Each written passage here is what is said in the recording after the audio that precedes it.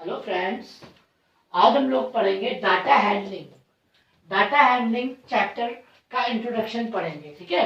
लेकिन उसमें हम लोग क्या क्या पढ़ेंगे, देखिए, पिक्टोग्राफ पढ़ेंगे, बार ग्राफ पढ़ेंगे, ऑर्गेनाइजिंग डाटा पढ़ेंगे, ग्रुपिंग डाटा पढ़ेंगे, पाई चार्ट पढ़ेंगे, ड्राइंग चार्ट पढ़ेंगे और लास्ट में प्रोबेबिलिटी पढ़ेंगे। इतना सब पढ़ने के बाद, है ना, आपको इस चैप्टर की एक्सरसाइज करिएगा। अगर जो भी दिक्कत आती है एक्सरसाइज में, कमेंट बॉक्स में आप लोग पूछ सकते हैं।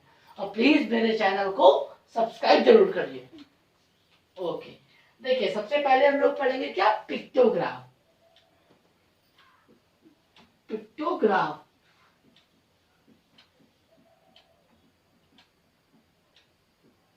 पिक्टोग्राफ जो होता है, जब हम किसी डाटा को पिक्चर में शो करते हैं, जब हम किसी डाटा को पिक्चर वाइज शो करते हैं, तो उसे कहते हैं पिक्टोग्राफ, ठीक है। पिक्टोग्राफ में हम लोग किसी डाटा को पिक्चर में शो करेंगे। देखिए कैसे, जैसे मान लीजिए कि मैंने 20 बॉल सेल की, ठीक है, 20 बॉल्स सेल की, ओके, ठीक है। मंडे को मैंने मंडे को कितनी बॉल सेल की, 20 बॉल।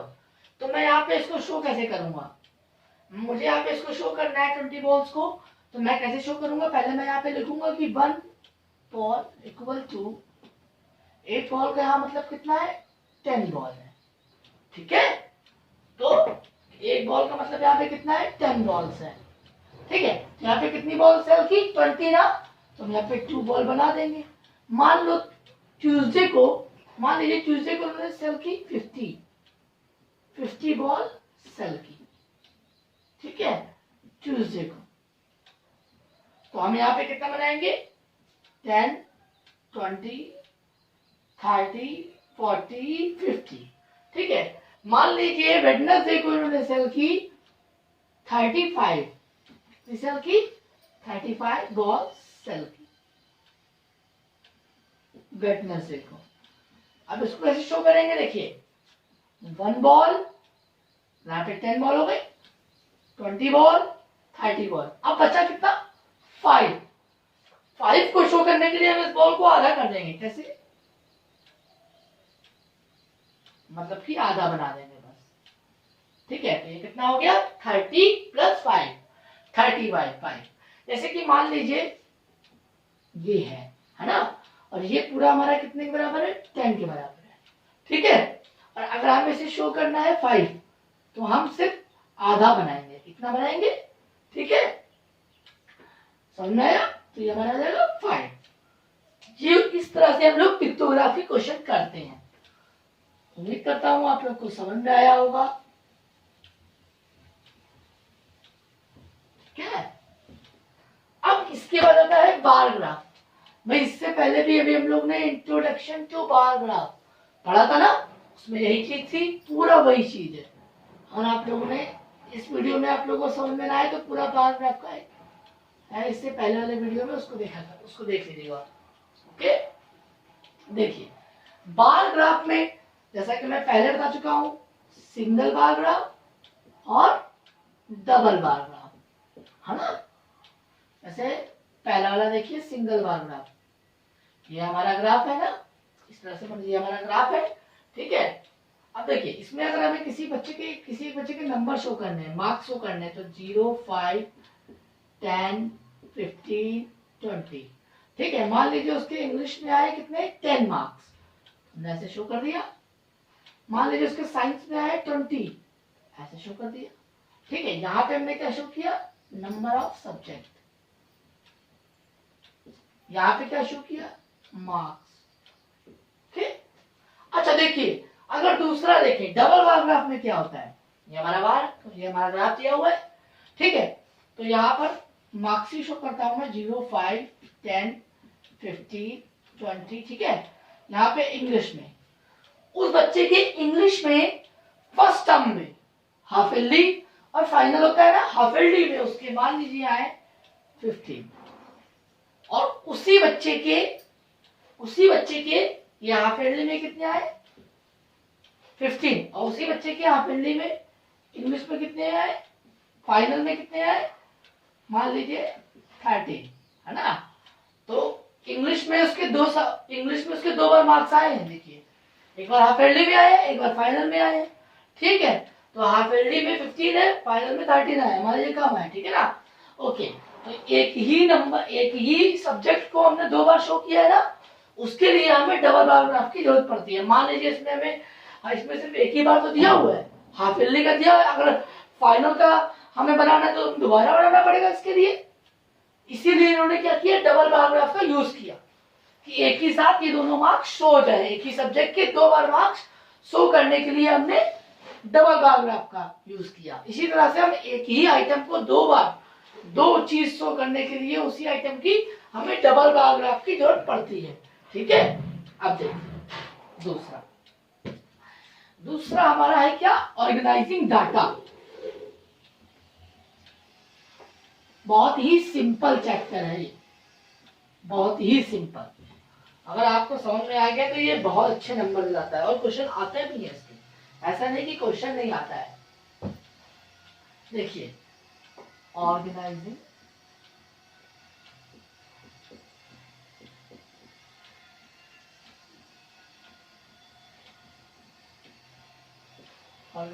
डाटा, देखिए इसको हम ऑर्गेनाइज करते हैं, है ना, जिसको हम ऑर्गेनाइज करें टेबुलर फॉर्म में, एक टेबल में।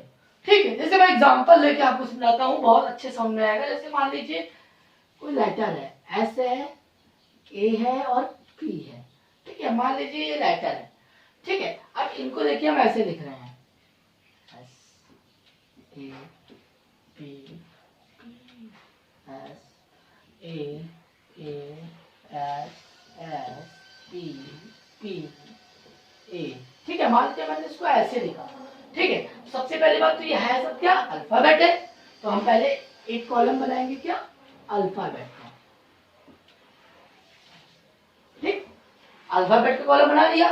उसके बाद दूसरा कॉलम बनेगा टैली मार्क्स का। फिर जो थर्ड नंबर पे कॉलम बनेगा वो बनेगा फ्रीक्वेंसी।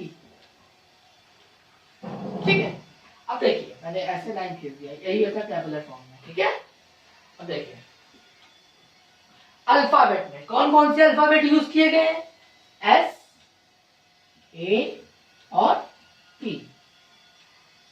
एस यूज किया गया है, ए यूज किया गया है और पी यूज किया गया है। ठीक है, अब देखो एस कितनी बार आया है इसमें, 1 2 3 4, 4 टाइम आया है ना, 4। फ्रीक्वेंसी कितनी है इसकी, 4। फ्रीक्वेंसी का मतलब होता है कि कोई भी चीज कितनी बार रिपीट हो रही है। ठीक है, ए 1 2 3 4, 1 2 3 4। ठीक है, पी कितनी बार आया है, 1 2 3 4। एक मिनट मैं थोड़ा इसको बढ़ा देता हूँ, ठीक है, क्योंकि सभी 4 टाइम आएगा तो आप लोग खुद कंफ्यूज हो जाओगे, ये क्या है। ठीक है, अब देखिए कितनी बार हो गया, 1 2 3 4 5, ये 5 बार है। ओके, पी कितनी बार है, 1 2 3 4 5 6। ठीक है, अब देखिए जैसे हमने फ्रीक्वेंसी लिख दी, अब ये बीच में है क्या, टैली मार्क्स, हमें क्या लिखना है, 4, तो हम 1 2 3 4। ठीक है, यहाँ पे क्या है, 5, 1 2 3 4, और यहाँ पे क्या कर देंगे, कट कर देंगे, ये क्या हो जाएगा 5। यहाँ पे क्या है, 6, 1 2 3 4 5 और। ठीक है, इस तरह से हम लोग ऑर्गेनाइज करते हैं डाटा को। ठीक है, ओके, इसी तरह से क्वेश्चन आएगा तो हम लोग करेंगे। इसके बाद हम लोग का क्या है, ग्रुपिंग डाटा। क्या है इसके बाद, ग्रुपिंग डाटा।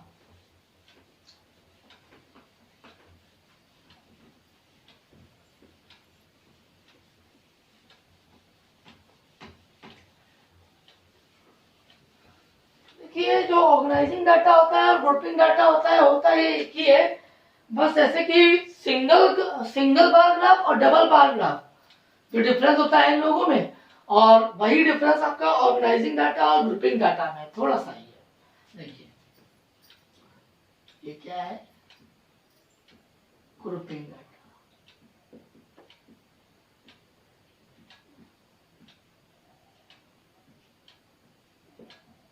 Grouping data. इसमें हम लोग ग्रुपिंग का मतलब समझ में आ रहा है, ग्रुप मतलब कि एक लोग नहीं होगा, इसमें बहुत सारे लोग होंगे, है ना, और बहुत सारे लोग होंगे तो उसको शो करने के लिए हम लोग जिस डाटा का यूज करते हैं उसका नाम क्या है, ग्रुपिंग डाटा नाम। ठीक है, जैसे मान लीजिए कि बहुत सारे बच्चों के हमें 50 बच्चों के हमें मार्क्स शो करने हैं। ठीक है, तो हम कैसे शो करेंगे, ठीक है, तो उसके लिए हम लोग क्लास इंटरवल बनाएंगे। क्या बनाएंगे, क्लास इंटरवल। ठीक, ये क्या होगा, टैली, जैसे कि उसमें था, है ना। फिर उसके बाद हम लोग क्या बनाएंगे, फ्रीक्वेंसी। ओके, अब देखिए हम लोग कैसे करेंगे इसमें, 0 to 10। बहुत सारे बच्चे ऐसे होंगे जिनके मार्क्स 0 से 10 के बीच में आए होंगे, है ना। सपोज मान लेते हैं 7 बच्चों के मार्क्स 0 से 10 के बीच में आए हैं। ठीक है, अब देखिए, अब मान लेते हैं कि 10 से 20 9 बच्चों के मार्क्स 10 से 20 के बीच में आए हैं। ठीक है, 20 से 30 गैप नहीं होगा, 20 से 30 के बीच में मान लेते हैं 6 बच्चों के आए, 6 मार्क्स आए। ठीक है, अब मान लेते हैं 6 बच्चों के आए, तो 30 to 40 मान लेते हैं 8। अब 40 to 50 मान लेते हैं 12। ठीक है, 12 बच्चों के 40 से 50 मार्क्स आए हैं, 30 से 48 आए हैं, इस तरह से मैंने थोड़े बड़े बड़े नंबर लिए हैं। ठीक है, अब देखिए हमें शो कैसे करना है, 1 2 3 4 5 6 7, है ना। 9 कैसे शो करेंगे, 1 2 3 4 5 6 7 8 9। 6 कैसे शो करेंगे, 1 2 3 4 5 6। 8 कैसे शो करेंगे, 1 2 3 4 5 6 7 8। ओके, लास्ट में क्या है, 12। 1 2 3 4 5 6 7 8 9 10 11 12। हर एक 5 के मल्टीपल में ये घटेगा। ठीक है, इतना क्लियर हुआ। ऑर्गेनाइजिंग डाटा के बाद ग्रुपिंग डाटा था। अब उसके बाद आएंगे हम लोग पाई चार्ट पे। पाई चार्ट आप लोग पढ़ चुके हो, है ना, अगर आप लोग ने मेरा पहले वाला वीडियो देखा हो तो।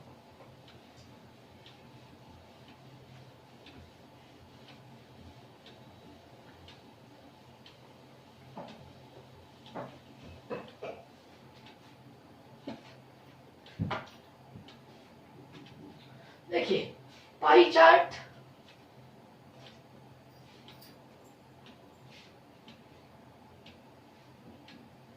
पाई चार्ट में भी हम लोग डाटा ही शो करते हैं, बस इसमें जो डाटा शो होता है वो सर्कुलर फॉर्म में होता है। ठीक है, पाई चार्ट में भी हम लोग डाटा ही शो करते हैं, बस इसका जो डाटा होता है वो सर्कुलर फॉर्म में होता है। ठीक है, अब देखिए जैसे कि मान लेते हैं स्पोर्ट्स लेते हैं। ठीक है, स्पोर्ट्स में लेते हैं टेनिस, फुटबॉल,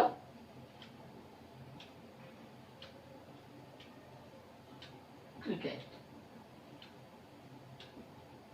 मान लीजिए मैंने ये बनाया, ठीक है, तो उसमें मैंने 50% जो है टेनिस कर दिया, टेनिस का पार्ट 50%। ठीक है, अब जो है मैंने 10% कर दिया क्या, फुटबॉल। बचा कितना, 40%, तो 40% मैंने क्या कर दिया, क्रिकेट। ठीक है, देखिए इसमें ये हिसाब किताब होता है कि जितना ज्यादा प्रोपोर्शन होगा उतना ही ज्यादा वो फेमस होगा, उतना ही ज्यादा वो प्लेयर, सॉरी उतना ही ज्यादा वो स्पोर्ट्स, मतलब कि उतना ही ज्यादा वो स्पोर्ट्स इम्पोर्टेंट होगा। कहने का मतलब है कि ज्यादा, जितना ज्यादा प्रोपोर्शन है उतना ज्यादा वो होगा, जितना कम है उतना ज्यादा वो फेवरेबल कम होगा। ठीक है, उतना ही देखिए 50% है तो इतने ही ज्यादा लोग खेलते हैं, 10% तो 10% लोग ही खेलते हैं, है ना। इसका प्रोपोर्शन ज्यादा है इसलिए इसको लोग ज्यादा प्रेफर देते हैं, कहने का मतलब ये है। ठीक है, तो इस तरह से सर्कुलर फॉर्म में जब हम किसी डाटा को शो करते हैं तो वो क्या कहलाता है, पाई चार्ट। ठीक है, चलिए अब हम लोग इसी का एक दूसरा पढ़ते हैं, क्या, ड्राइंग चार्ट। ये भी इसी से रिलेटेड है, देखिए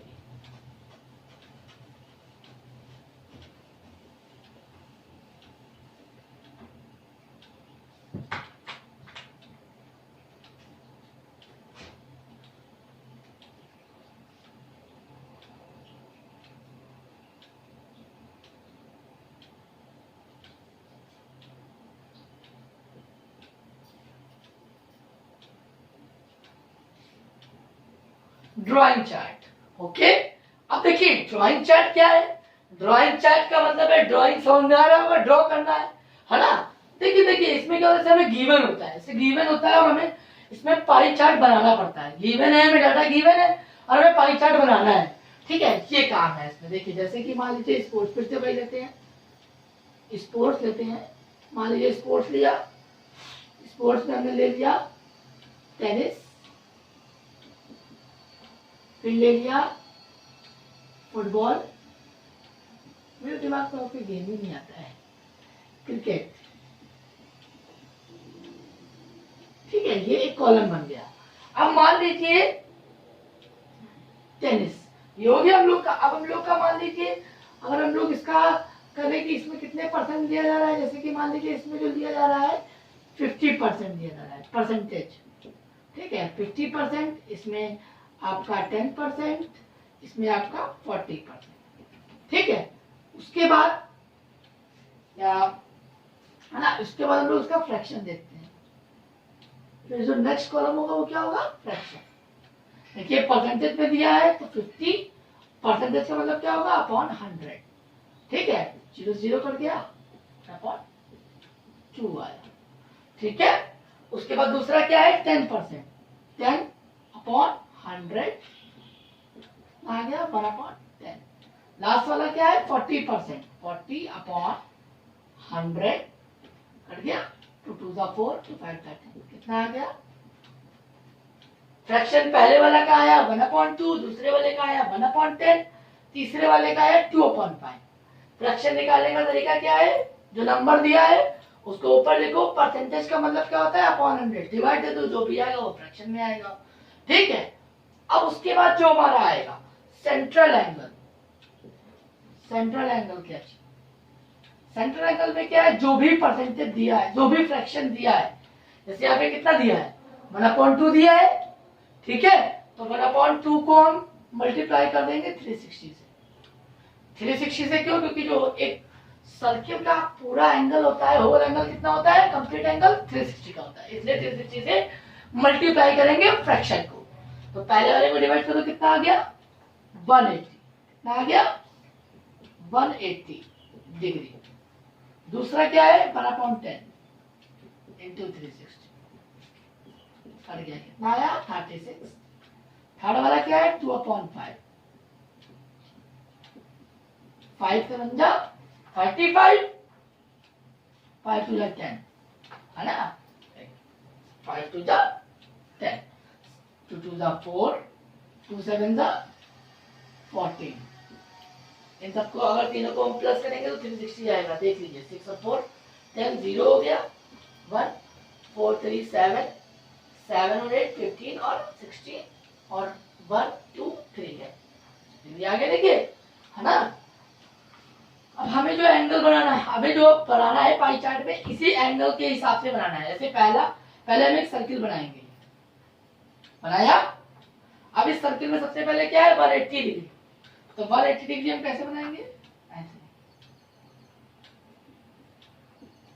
ठीक है, ये किसका है टेनिस का। दूसरा क्या है 36 डिग्री, मान लीजिए मैंने मेजर किया 36 डिग्री, ये क्या है फुटबॉल। और जो बचा हमारा कितना हो गया 144, ये क्या होगा क्रिकेट। ठीक है, तो इस तरह से हम लोग इसका एंगल बनाते हैं। आप लोग को ये बात समझ में आई होगी। ठीक है, एक बात और बता दो, मान लीजिए देखिए जरूरी नहीं है कि हर बार यहाँ पर आपका, जरूरी नहीं है कि यहाँ पे हर बार आपका नंबर ही दिया हो, मतलब कि परसेंटेज ही दिया हो। अगर मान लीजिए यहाँ पे 50 दिया होता, यहाँ पे तो कोई परसेंटेज नहीं है ना, यहाँ पे दिया होता है 30 25 और नीचे भी कितना दिया होता है 25 या 30, मान लो कोई और नंबर ले लो, चलो कोई और नंबर ले लो सिंपल वाला, 20 ले लो, यहाँ पे ले लो कितना, यहाँ पे ले लो 10। ठीक, अब यहाँ पे मान लीजिए मार्क्स है, यहाँ पे स्पोर्ट्स के मार्क्स आए या फिर मार्क्स ही लिखो, यहाँ पर मार्क्स लिखो। ठीक है, ये मार्क्स है। ठीक है, हमें इसका अगर सेंट्रल एंगल के हिसाब से पाई चार्ट बनाना होता, कैसे बनाते, वैसे ही बनाते, पूरा रूल वही है, बस थोड़ा सा सबसे पहले क्या करते फ्रैक्शन, फ्रैक्शन के हिसाब से 50। अब यहाँ पे तो परसेंटेज लगा नहीं जो 100 कर दे, है ना, तो हम इन तीनों को प्लस करें, कितना आएगा 52, 71, 70, 10, 80, तो 50/80 कर लेते हैं, कितना आता है 5/80। फिर इसको करो 20/80, 1/4, फिर इसको करो 10/80, 1/8। फिर सबको किससे मल्टीप्लाई करते हैं सेंट्रल एंगल निकालने के लिए, 360 से, और उसके बाद जो भी एंगल आता उसी से बना लेते हैं। ठीक है, चलते हैं। अब आपका जो लास्ट टॉपिक है बड़ा ही इंटरेस्टिंग टॉपिक है, और ये काफी आगे तक जाने वाला टॉपिक है, मतलब कि ये सिर्फ यहीं तक नहीं पढ़ेंगे आप लोग, इसको आप लोग इंटर के बाद भी पढ़ेंगे, इंटर तक तो पढ़ेंगे ही पढ़ेंगे, प्लस इंटर के बाद भी पढ़ेंगे। जो लास्ट टॉपिक है प्रोबेबिलिटी,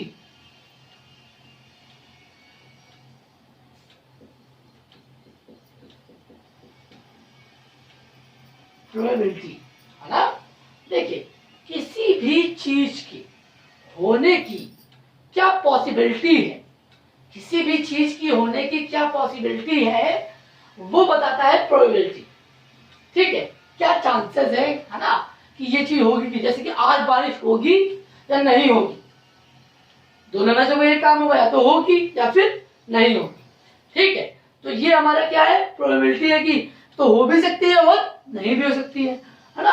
कल स्कूल खुलेगा या नहीं खुलेगा, है ना, कल मैं ये वीडियो बनाऊंगा नया वाला कि नहीं बनाऊंगा, तो दो में से कोई एक प्रोबेबिलिटी जरूर होगी, एक चांस जरूर होगा ना। कहने का मतलब है जो भी जितना भी चांसेस है ना, किसी भी चीज के होने के जो चांसेस होते हैं उसे कहते हैं क्या, प्रोबेबिलिटी। इसका एक फॉर्मूला भी होता है, देखिए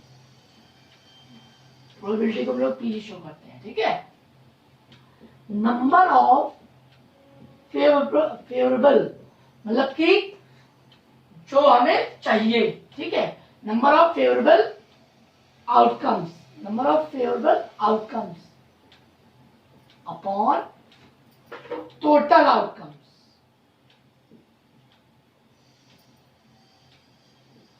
number of favourable outcome, favourable का मतलब क्या है, जो हमें चाहिए,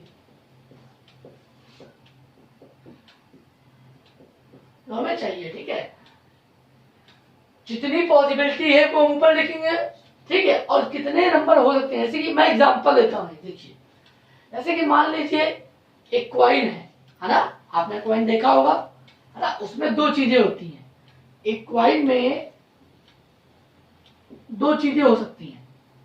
क्या हो सकती है, जब अगर आप उसे उछालोगे क्या हो सकता है, या तो वो चलने के बाद हेड देगा, या फिर क्या आएगा, टेल आएगा, या तो हेड आएगा या फिर टेल आएगा, है ना, दो ही तो पॉसिबिलिटी है।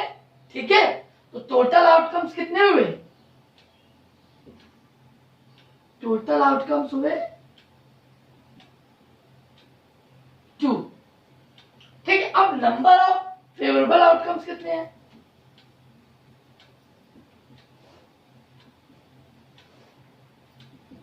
पॉसिबिलिटी तो दो है, या तो हेड आएगा या टेल आएगा, है ना। टोटल आउटकम्स हमें पता चल गया कि क्या, दो होंगे।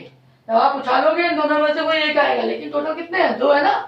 ठीक, अब आप उछालते हो, उछलने का जब वो गिरेगा सिक्का तो क्या होगा, या तो हेड आएगा या फिर क्या आएगा, टेल आएगा। मतलब कि इन दोनों में से कोई एक ही तो आएगा, कि दोनों एक साथ आ जाएंगे, नहीं ना, एक ही आएगा ना।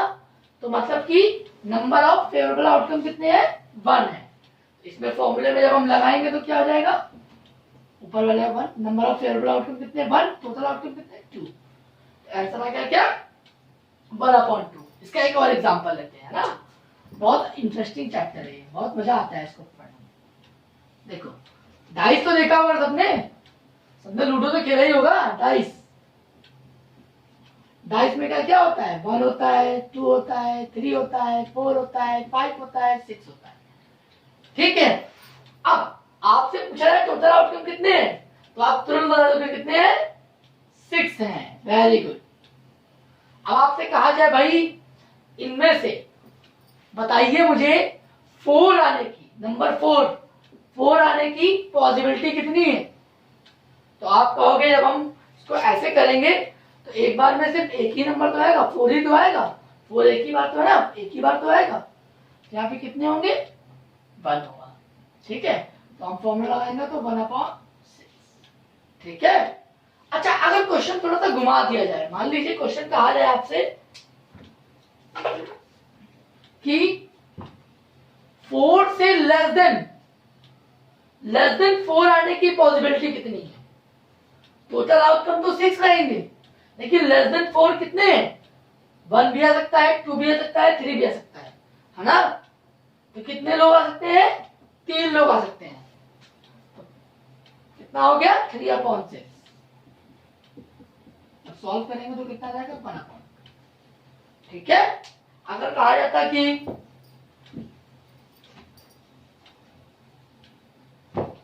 3 से ग्रेटर देन 3 कितनी पॉसिबिलिटी है, या कहते हैं ग्रेटर देन 2 कितनी पॉसिबिलिटी है आने की।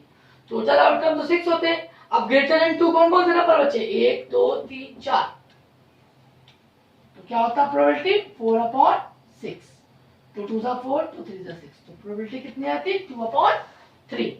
ओके, मैं आशा करता हूं कि आप लोग को मेरा वीडियो समझ में आया होगा। अगर समझ में आया तो प्लीज शेयर करें और सब्सक्राइब करें। Thank you.